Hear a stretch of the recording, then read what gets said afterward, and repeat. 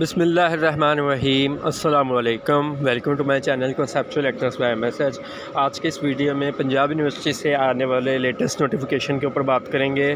Punjab university ने BA, BSc, ADP programme के लिए जो रजिस्ट्रेशन थी उसकी डेट एक्सटेंड कर दी है। जो स्टूडेंट्स पंजाब यूनिवर्सिटी से बीए, बीएससी या एडीपी में एडमिशन लेना चाहते थे वो अपनी रजिस्ट्रेशन अब 12 अप्रैल 2023 तक करवा सकते हैं। डेट एक्सटेंड कर दी गई है जो कि 12 अप्रैल 2023 है। इसकी जो फ़ीस है अब आप डबल फ़ीस के साथ अपनी रजिस्ट्रेशन करवाएंगे। जो डबल फ़ीस है वो है आपकी 10,660।